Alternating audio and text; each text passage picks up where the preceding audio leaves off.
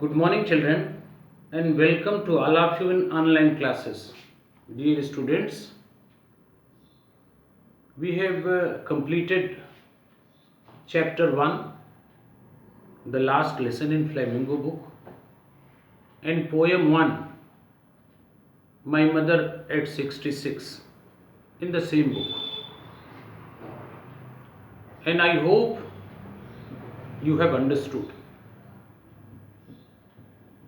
Today, dear students, I am going to teach you the second chapter of the same book, and the name of chapter is Lost Spring. This particular chapter, Lost Spring, has been written by one of the famous Indian writer, or her name is Anees Jung. Anees Jung was born in Rourkela in 1964. She spent her childhood and adolescence in Hyderabad. This particular writer received her education in Hyderabad as well as in USA, United States of America. Her parents, both mother and father, were renowned, well-known writers. Or she worked as an editor and columnist in different newspaper in India and abroad. So this is all about the writer Anees Jung. Dear students, the title of the story is Lost Spring. Or there are two parts of the story. This chapter, Lost Spring, is in two parts. Or the first part we will discuss today. I will tell you the summary of first part today, and then explanation line by line of the first part. Then I will teach you the second part. Actually, dear students, this Lost Spring has been taken from the famous book of Anees Jung, and the name of book is Stories of Stolen Childhood. This particular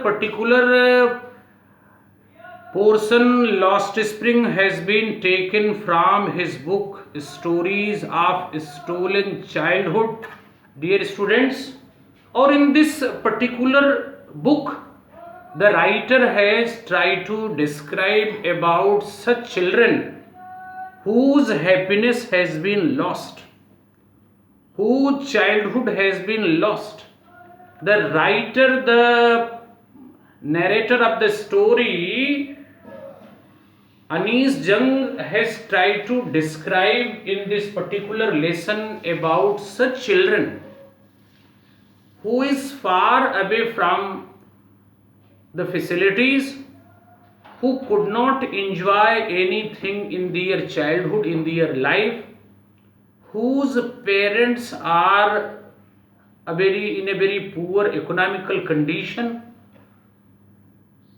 who are the children of such people are barefoot, they are living in huts, they are living a very miserable life. So this particular lesson is about such children only,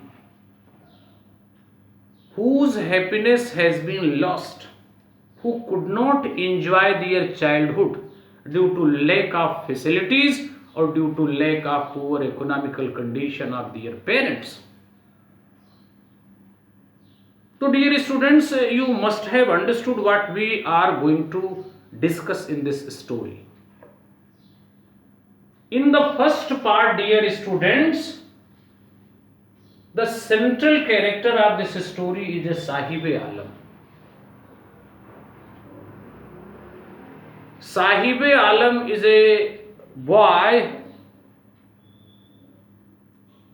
who is spending his life as a rag picker,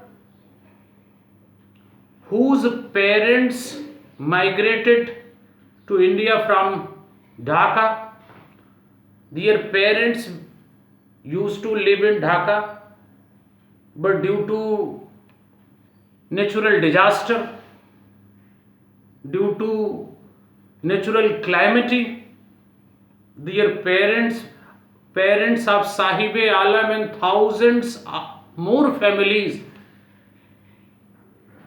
of that country, that city Dhaka, they came to India, or they were forced to spend their life as a refugee, or they came to Delhi. I want to tell you, dear children, the family of Sahib-e-Alam came in 1971. They migrated at that time. Their native place is Dhaka. Their parents' home is in Dhaka.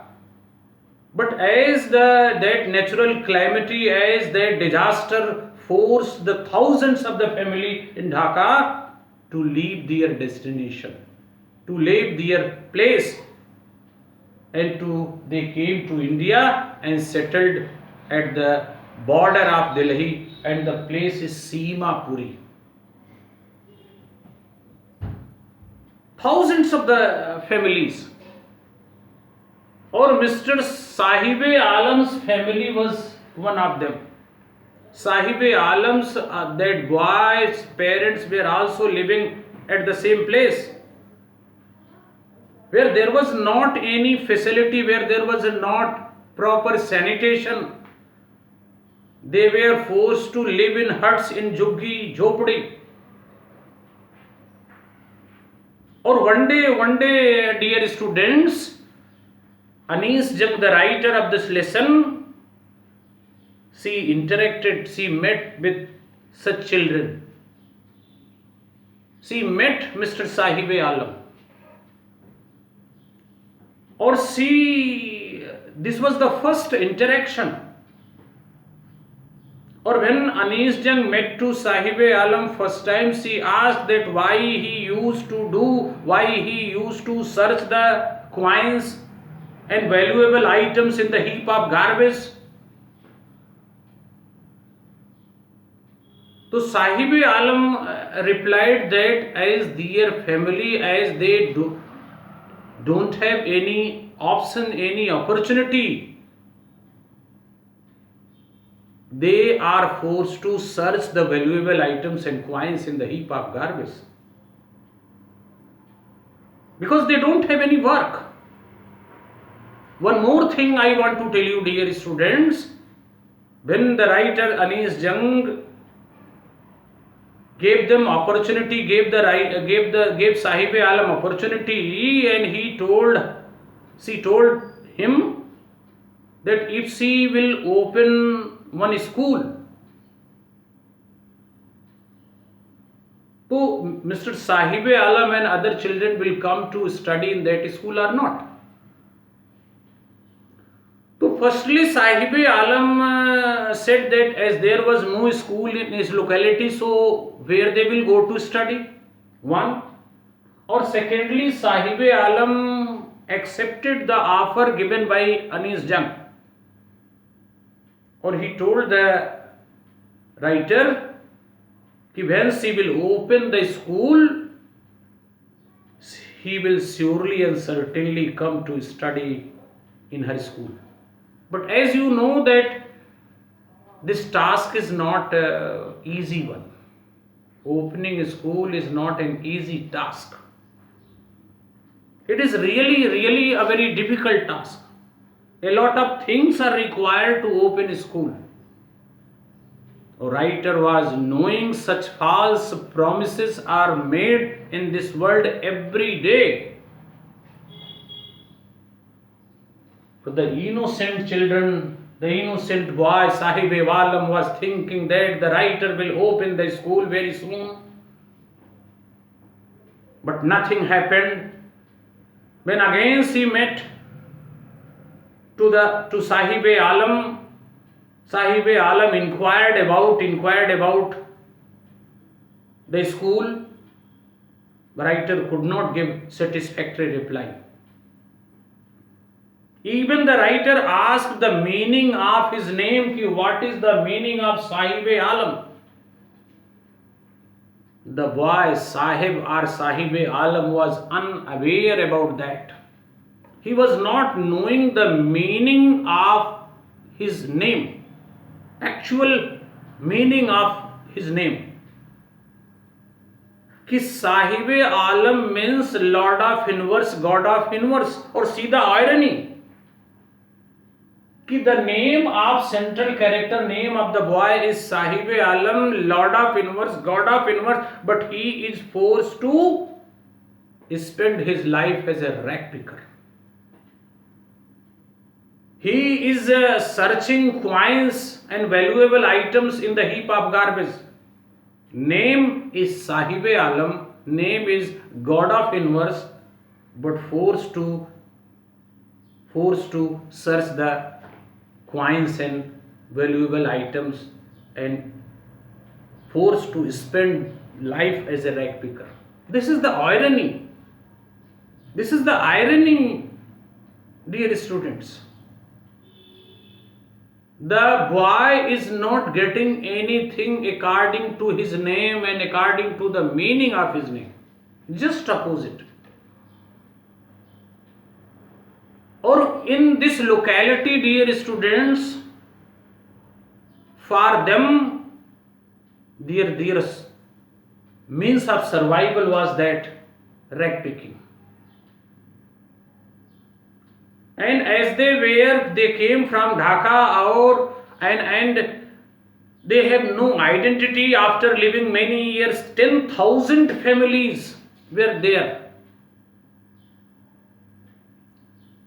Or as they were living for a long time, so finally they got ration card. Their name was registered in voter list.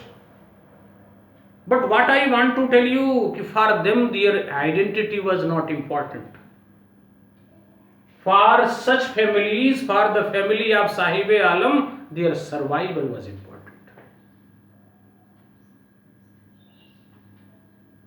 Garbage was only that was only the source of survival for them. Or even the small children were helping them in the struggle to their parents. Instead of going to school, instead of enjoying happy life, they were struggling. Dear students, or many barefoot children. There was a group of barefoot children without slipper, children without shoes. They used to roam from one place to another place.